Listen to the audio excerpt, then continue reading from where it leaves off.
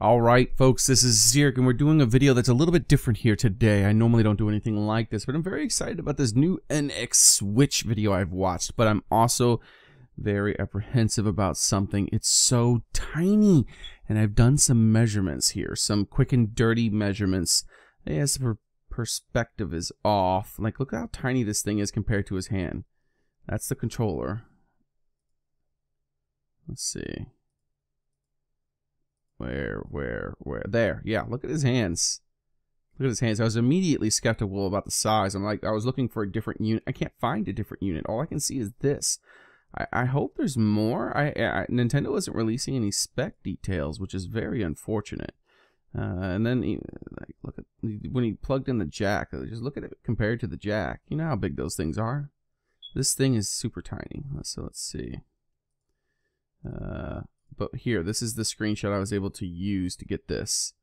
I think maybe, yeah, this one here, where we have, well, Luigi being burned, of course. I noticed that immediately. They had to put Luigi behind Mario. In fact, in this shot over here, he's completely obscured. But anyways, this perspective right here, I know it's a little bit off because this is a bit of a tilt, and this is a little bit closer than the console. But if you measure the base of these things, these are about 2 inches, slightly less than 2 inches in fact. So then I used this shot here for the same thing. Once again, the perspective is off, but we can at least get an estimation, about as accurate as you can get off of this commercial. So let me go ahead and pull up the image I made up. Alright, so here we go. This is the image I put together, guys. I didn't even really finish and put this together super fast, but so the amiibo base is about 2 inches and a little bit less, so it can actually fit in here. And you can fit about 2.5 amiibos on there. And I'm figuring from perspective, because this thing is closer and that's further away, perhaps it's 7 inches tops and about 2.5 inches across tops, maybe. But it looks like it's 2 inches across. That can't be right. Maybe, I don't know. Look how wide the controller is. It's not much bigger than that, is it?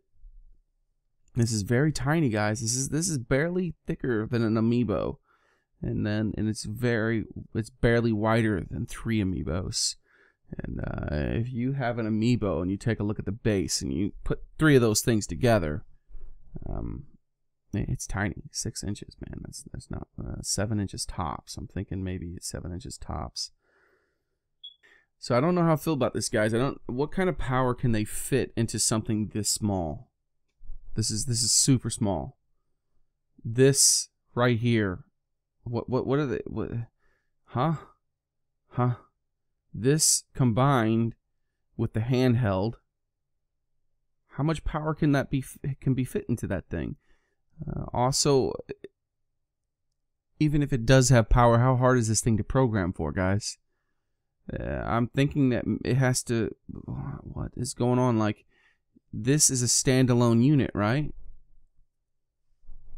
So it has to have its own processing for its graphics and everything. So when it goes into this, it's more powerful. That seems a little bit more complicated to program for. I don't know much about this, and that's one of the main reasons I'm making this video. Anyone who sees this, do you guys know anything about this kind of stuff? What sort of power can be fit into this? Because I'm assuming next to none. Next to none. This gimmick isn't going to save it. I really like the gimmick,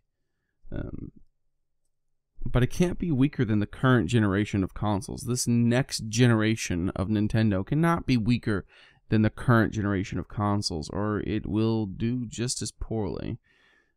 The moment a multi-plat comes out on this thing and it's like 720p when the Xbox can hit 900, people are going to be doing we are all doing the pixel war. You know, everyone wants to say the resolutions are this and the resolutions are that. If this thing here doesn't even have as much power as the current generation of consoles, I think people are going to be really upset. And that might be why Nintendo has not yet announced its specs, because it wants to build up hype for the concept and then throw the specs down quietly. That's not going to work, dude. that is not going to work. Everyone's going to report on this being underpowered if it's underpowered, and it's almost guaranteed to be unpowered. If this thing had the most advanced technology we have in it, will it, in something this small, will it even still be able to be as powerful as the weakest current gen console, which is the Xbox One? I don't know. Like I said, anyone who is knowledgeable in this stuff, please let me know in the comment section of this video. That's the whole reason I made this, because no one else is talking about how tiny it is yet, and I'm worried. I'm worried about how big this is and what kind of power can fit in it. Otherwise, it's just another crappy underpowered console. I'll probably buy it just the same eventually, but you know, I really like Nintendo games, but it's not going to get support from the mainstream. It definitely is not if it's completely underpowered. Alright, please let me know in the comments section if you think you know anything about this sort of stuff, how hard it would be to program for, because it's going to have two different separate processing units, obviously, because this just enhances that. I would think that's how it would work. And of course, it's so freaking tiny. And so if you guys know about some sort of mobile chip that's more powerful graphically than like our current gen consoles or something, like, let me know. I don't know about that stuff. Thanks for watching. This is Xearrik. And I guess an apprehensible, I'm out.